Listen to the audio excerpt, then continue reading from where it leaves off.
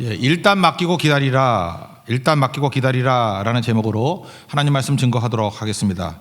먼저 나오미하고 룻과는 신뢰 관계가 있다는 것을 깨닫게 됩니다. 그래서 나오미가 하는 얘기를 일단 룻은 믿고요, 맡기고 순종하는 관계를 보이고 있습니다. 왜 그러냐? 나오미는 뭘 시키든 간에 잘 되라고 하는 거지 이렇게 넘어뜨리는 명령 안 한다라는 믿음이 있기 때문에 그렇습니다. 그러니까 나오미는 자기 인생과 가정의 사다리지 함정이 아니다. 이걸 믿는 것 너무너무 중요하다고 생각을 합니다. 지금 나오미가 생각하는 겁니다. 처음에는 모든 게 순조롭게 됐어요. 나오미의 꿈이 뭐죠? 보아스하고 룻을 결혼시키는 거. 처음에 순조롭게 돼가는 것 같습니다. 잘 되는 것 같아. 그랬죠. 보리 추수부터 밀 추수까지 이스라엘 백성들은 다 압니다. 7주입니다. 7주. 그러니까 7주 동안 매일 가가지고 이삭 줍기를 했으니 7주가 적은 게 아니잖아요. 거의 2달인데 2달 동안 왔다 갔다 하니까 나오미는 생각하기를 순조롭게 돼가는구나, 이제 점점 돼가는구나, 이런 생각을 했습니다. 근데 7주나 지났음에도 불구하고 그 다음이 없는 거예요. 진척이 없는 거예요. 그러다 보니까 조급한 마음이 생겼습니다. 그러니까 뭐 something이 있기를 원한다, something도 없고 진척도 없고. 그래서 나오미가 뭐든 해야 되겠다 이런 마음을 가지고 나오미가 먼저 룻에게 제안을 합니다. 여기 1절 같은 데 보니까 안식할 곳을 구하라. 이거는 뭐 말이 어렵지, 결혼하라 그런 얘기예요. 그죠? 뭐 결혼하라. 뭐 안정적인 가정을 이루어야지. 그럴 때 뭐 결혼하라 그런 뜻이잖아요. 그러니까 결혼했으면 좋겠다 그런 뜻이고, 2절에 나오는 건데 여기 본질이 나옵니다. 보아스는 친족이다 이런 뜻이에요. 고엘 제도를 얘기하고 있습니다. 여자들에게는 권리가 하나도 없었습니다. 여자들에게 어떤 재산이라든지 어떤 가계를 잇는 어떤 그런 권리를 주기 위해서 가능성이 하나도 없는데, 그래서 고아와 가부가 제일 불쌍한 거예요. 그런데 그 길을 하나 딱 열어준 게 뭐냐면 고엘 제도라고. 고엘 제도고 그냥 영어로 하면은 리디머라 그랬죠. 그래서 땅도 물을 수 있어요. 그러니까 돈이 없어가지고 땅을 팔아먹었죠. 팔아먹었는데, 그러니까 뭐 정당하게 돈 주고 팔아먹은 거 아니에요. 그런데 이 기업 물을 자 리디머가 와가지고 돈을 주면 무조건 팔아야 돼요. 그걸 물은다 그러죠. 바둑 두면은 한수만 물러줘 그러잖아요. 안 물러주는데 이렇게 물러주면은 또 좋아지잖아요. 그죠? 마찬가지로 돈이 없어서 땅을 팔았지만, 팔면 안 되는 거지만 팔면은 물러줄 수 있는 거, 그런 권리를 갖고 있는 게 리디머라고 해요. 고엘이라고. 고엘. 레위기 25장 24절 25절에 쭉 나와 있습니다. 원래 땅은 파는 거 아니다. 그런데 그 리디머가 와가지고, 고엘이 와가지고 땅 물기를 원하면 허락해라. 레위기 25장 24절이에요. 그리고 25절에 반드시 그 형제에겐 그런 권한이 있으니까 반드시 팔아야 되느니라, 이런 얘기가 나오고요. 또 한 가지는 그 아들에 관한 문제거든요. 아들이 있어야지 재산도 물려받고 그 지파를 떠나지 않잖아요. 그 땅이, 재산이. 그래서 그거에 대한 얘기는 또 25장이에요. 신명기 25장 5절과 6절에 나오는데, 과부가 된 여자는 딴 데 시집 가면 안 되고 그 남편의 형제 중에 하나하고 결혼을 하라, 그런 얘기예요. 그러면은 그 여인이 낳은 첫 아들은 죽은 형제의 이름을 잇게 된다. 그러니까 양자 개념이에요. 우리가 로마서에 나오잖아요. 예수 믿으면 양자가 된다고. 그래서 이 고엘 제도는 사실은 리디머, 예수님을 보여주기 위한 구약의 어떤 세팅이다, 이렇게 말하면 틀리지 않습니다. 그래서 양자가 돼버리는 거예요. 그러니까 이 리디머의 입장에서 놓고 볼 때 이익되는 게 하나도 없죠. 그러니까 리디머의 조건은 3가지 조건이 있어야 돼요. 첫째는 능력이 있어야 되고요. 제일 중요한 게 혈연이죠. 혈연. 가족이어야 되고 혈연이 있어야 되고, 두 번째는 자원하는 마음이 있어야 되고, 세 번째는 능력이 있어야 돼요. 그러니까 혈족이 돼야 되고 능력이 있고 자원하는 마음, 이 3가지가 없으면 안 하죠. 왜? 아니, 자기 돈 내가지고 땅 물러주면은 누구 땅 되는 거예요? 그 사람 땅 되는 거니까. 이게 희생하고 뭐 섬기고 그런 마음 없으면은 리디머를 누가 하겠어요? 안 하지. 그리고 남자라 그러면 아기 나오면 자기 아들 되고 싶지, 죽은 자의 아들 올라가거든, 양자로. 그걸 누가 원하겠냐고요. 그래서 고엘 지도가 있긴 있지만 실제로 이것을 주장하고 이걸 해주는 사람은 별로 없었어요. 왜냐? 다 손해보는 거거든요. 그러니까 인간 리디머는 별로 없어요. 인간 고엘은 잘 안 나타난다고 다 거절하고 그러는데, 그러니까 예수님이 우리의 리디머가 되시는 거죠. 우리 구속자가 되어주셔서 우리 대신에 값을 치러주시고, 그래서 재산 얻게 하시고, 또 우리 대신 양자로 입양해 주시고, 그것 예수님이 다 하시는 일이다, 뭐 그런 뜻입니다. 그래서 지금 나오미가 룻에게 제안하는 게 그거예요. 야, 가능성은 없을지 모르지만 분명히 하나님이 은혜 주실 것 같아. 우리 친족이거든. 이 리디머가 될 수 있는 게 보아스야. 보아스에게 한번 우리 부딪혀 보자. 보아스가 분명히 우리에게 은혜 베풀고 우리에게 리디머 역할을 해줄 거야 라고 하는 제안을 하고 있습니다. 1절과 2절입니다. 다 같이 읽겠습니다. 시작. 룻의 시어머니 나오미가 그에게 이르되 내 딸아 내가 너를 위하여 안식할 곳을 구하여 너를 복되게 하여 하지 않겠느냐. 내가 함께하던 하녀들을 둔 보아스는 우리의 친족이 아니냐. 보라 그가 오늘 밤에 타작마당에서 보리를 까불리라. 그러니까 리디머가 될 수 있는 사람이 보아스다 이런 얘기입니다. 그래서 방법까지 알려줍니다. 뭐 타작마당에 누워서 잘 거니까 일단 목욕해라, 기름 바르라, 의복 입어라. 이거 신부 단장이에요.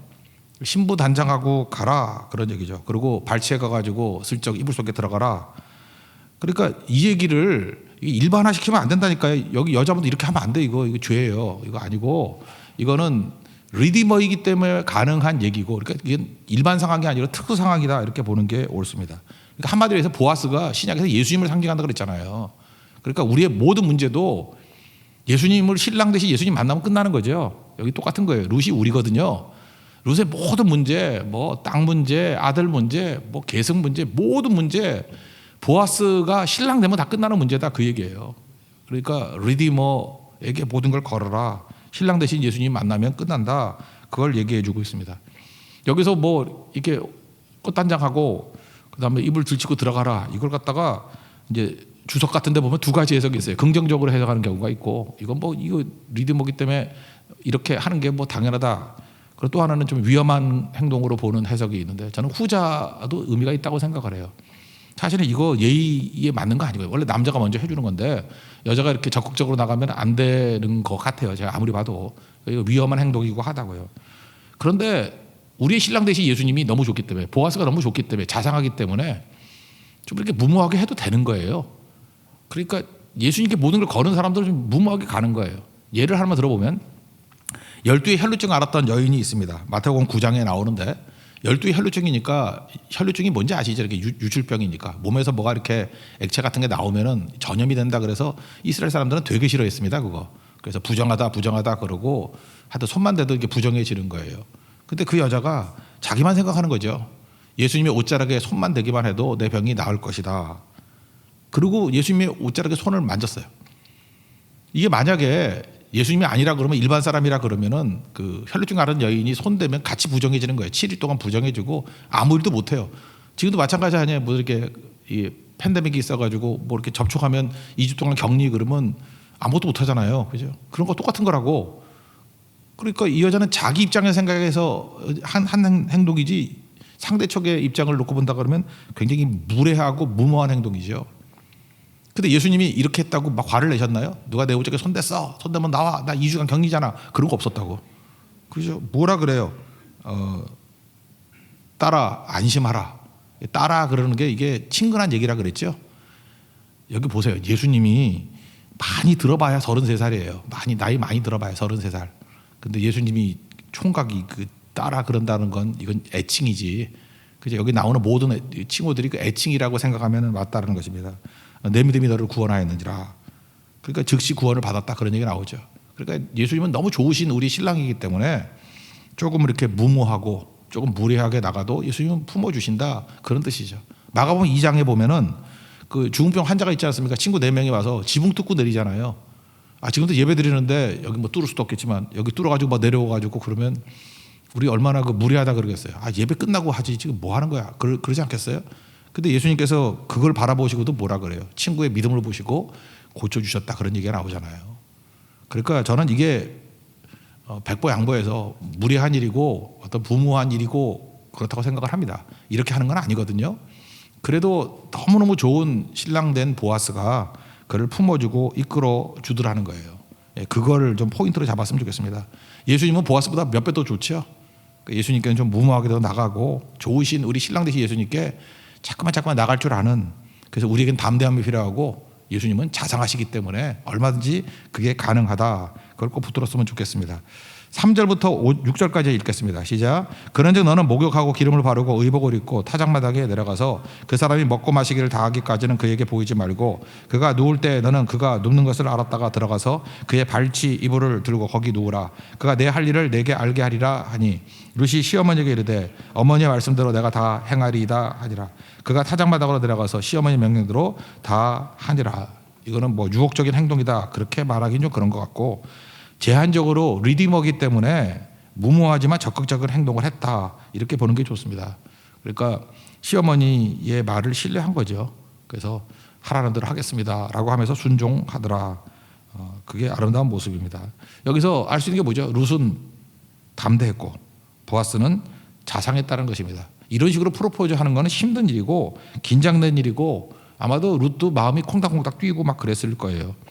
근데 자다가 이게 뭐 느낌이 맞겠죠. 밤중에 보아스가 뭘 인기척을 느끼고 깜짝 놀란 거예요. 안 놀라겠어요, 남자들?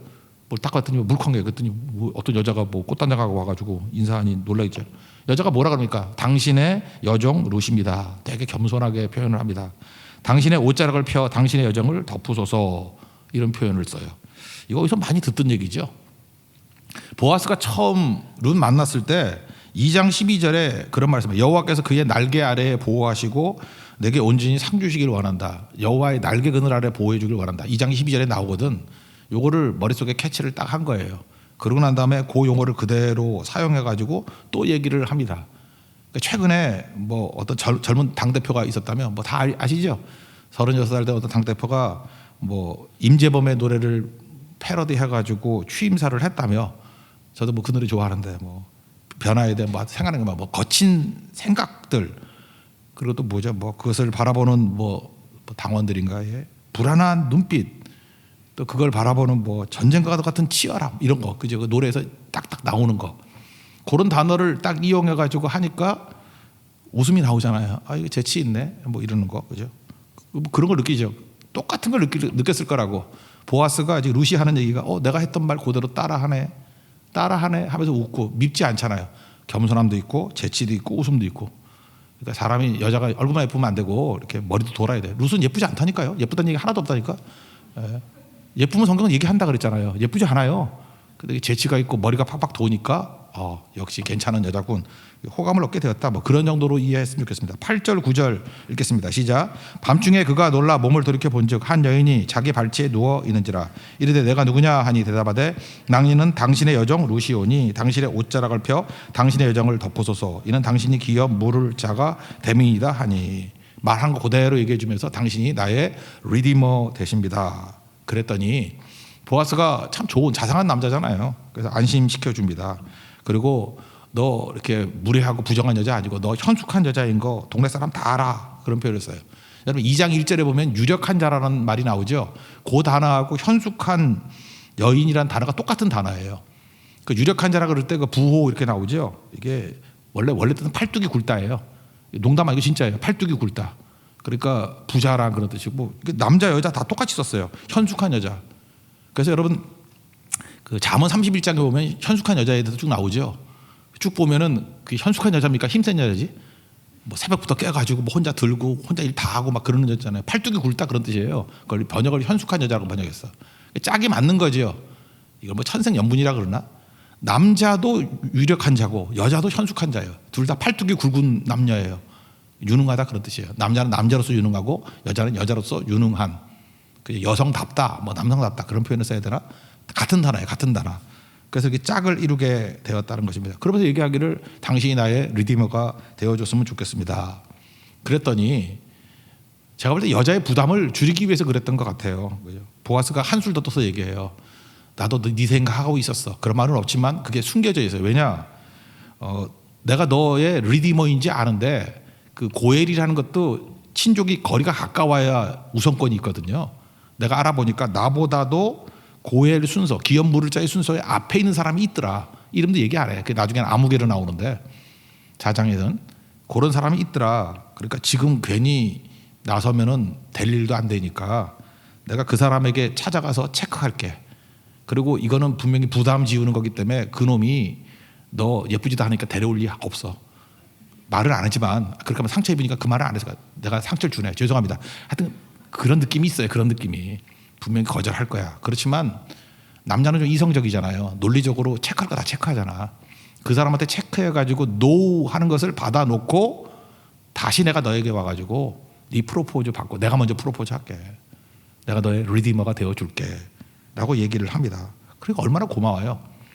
지금 여자가 부담스럽게 먼저 프로포즈 하는데 사실은 내가 먼저 알아봤지 이런 거죠. 사실은 내가 마음이 더 있었지. 그래서 여자를 갖다 편안하게 만들어주잖아요. 그죠? 이게 참 훌륭한 것 같아요. 이런 태도들이.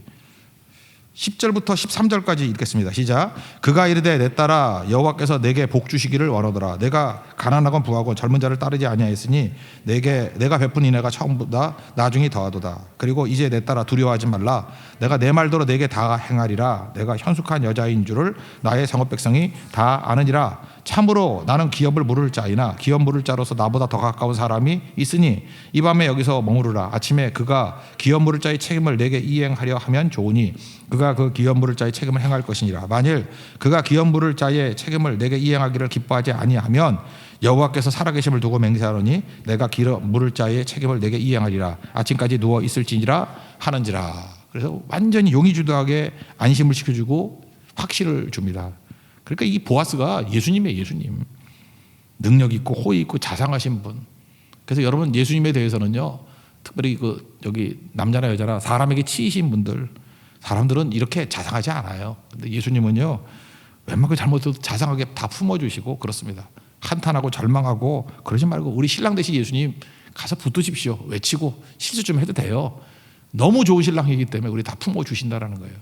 그 신랑 되신 예수님 붙드는 믿음의 종 되기를 축원합니다. 이게 첫 번째 얘기예요. 안심하고 예수님께 가면은 예수님이 내가 이미 다 조사하고 이미 다 준비했지롱 그러면서 내가 널 더 사랑하지롱 뭐 이런 거예요. 그죠?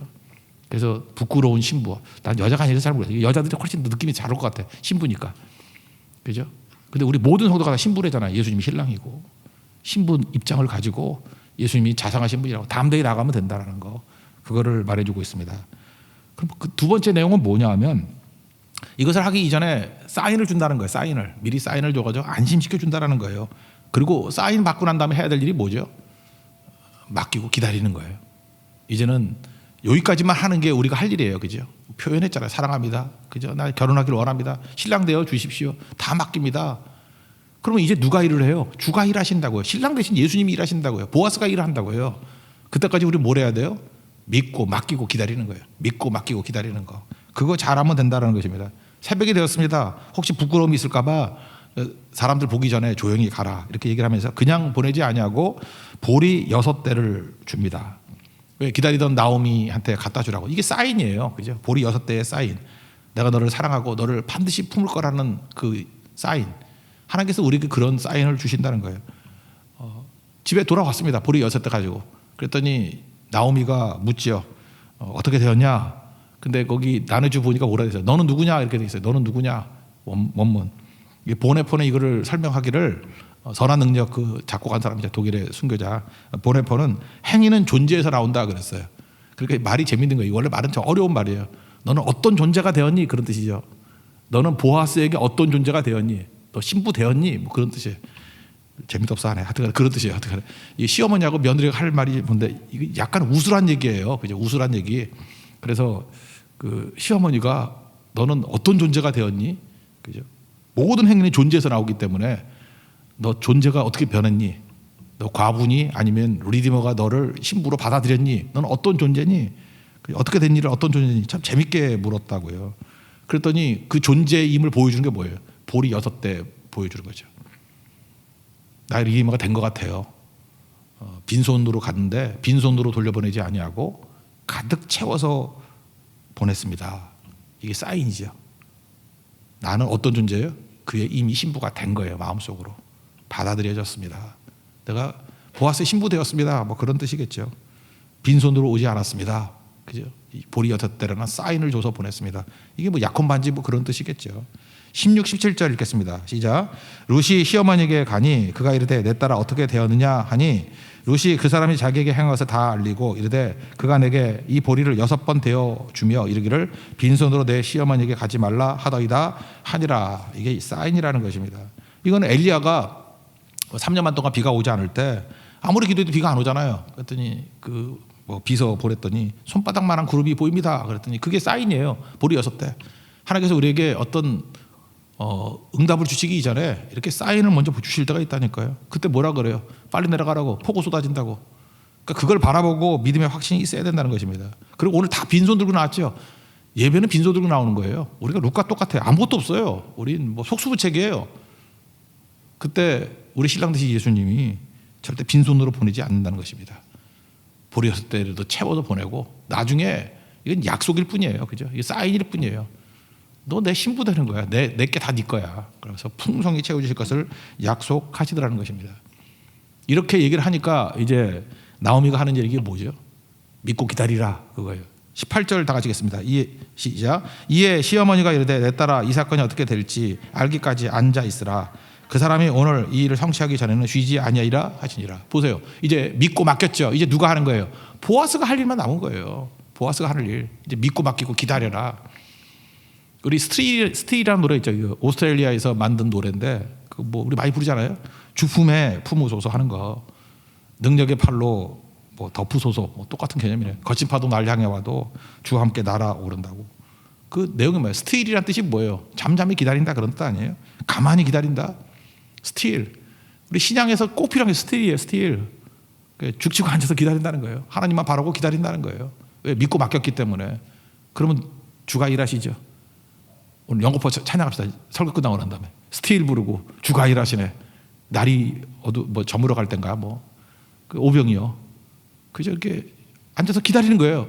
이게 아무 의미 없이 기다리는 게 아니라 우리 신랑이 일하시는 걸 기다리는 거예요. 우리의 리디머가 일하시는 걸 기다리는 거예요. 그래서 예배는 기다림이에요. 그래서 그런 얘기를 했죠. 그 처음에는 내가 수동적이 돼야 된다고. 수동적. 가만히 있을 때 하나님께서 은혜가 오는 거죠. 주님이 찾아오시는 거예요. 그래서 그 다음에 그 은혜를 받았기 때문에 내가 능동적으로 뛰는 거예요. 그래서 수동적 능동성 그랬죠. 좀 어렵나? 수동적 능동성. 그래서 예수 믿는 거는 처음에 수동적인 거예요. 그래서 능동성이 생기는 거야. 은혜 받았기 때문에. 근데 룻기는 그 반대적인 모습도 보여주고 있어요. 처음에는 지가 막 설쳐대면서 무모하게 막 가서 부딪히고 막 그러잖아요. 프로포즈 먼저 하고. 그러니까 능동적 수동성이에요. 그 신앙은 두 가지가 다 있는 거예요. 순서가 바뀔지라도 이 두 가지가 다 있는 거예요. 룻 같은 케이스에서는 능동성이에요. 내가 막 뛰어가다가 근데 계속 능동으로 가면 끝납니다. 그 다음에 수동성으로 가요. 베드로가 주로 그런 케이스였죠. 처음에 막 능동적으로 가다가 그 다음부터는 기다리잖아요. 주의 은혜를 기다리고. 오순절도 기다린 거 있죠. 능동적 수동성이라고. 기도하다가 기다리잖아요. 근데 대부분의 신앙의 패턴은요. 먼저 기다리는 거예요. 수동성. 하나님이 먼저 일하시는 거예요. 그때까지 뜻을 알 때까지 가만히 있는 거예요. 그리고 깨달으면 뛰는 거예요. 수동적 능동성. 그렇지만 능동적 능동성도 없고요. 수동적 수동성도 없어요. 두 가지가 같이 있는 거예요. 믿음은. 언제나. 우리 부부 생활할 때도 그렇잖아요. 신랑 신부가 능동성과 수동성이 이게 조화를 이루어야지. 능능이 만나면 괴로워요. 수수가 만나면 말도 없어. 10년 동안. 그 심심이 어떻게 살아? 그러니까 하나가 능동적이면 수동이 되고 수동이 되면 능동이 되고 그게 예수님과 우리의 관계다. 이런 거를 보여주고 있다는 것입니다. 여기 보니까 나오미가 명확히 알고 있는 게 뭐예요? 맡기면은 그가 완성한다는 거죠. 그가 쉬지 않고 일한다고. 그 히브리서에도 배웠죠. 안식 개념이 뭐예요? 맡기는 거라고. 완성은 내게 있지 않아요. 내가 열심히 능동적으로 뛰는 거예요. 뛰고 마지막 순간에 주님께 맡기고 기다리는 거예요. 완성은 누가 시켜요? 하나님이 하신다는 거예요. 그래서 여러분들 온전하게 완성시키려고 그러면 오늘도 맡기십시오. 사업의 문제들 주님께 맡기십시오. 관계의 문제도 우리 뛰었죠. 이제 맡겨야 돼요. 우리 어떤 질병 때문에 그 병과 싸우고 막 그랬잖아요. 인간이 할 수 있다가 거기까지 맡겨야 돼요. 완성을 주님이 해 주시는 겁니다. 일으켜 주시고 회복시켜 주시고 우리에게 이끌어 주실 것입니다. 우리 믿고 맡기는 하나님의 거룩한 종 되기를 축원합니다. 자리에서 일어나겠습니다. 스틸 찬양하겠습니다. 주품에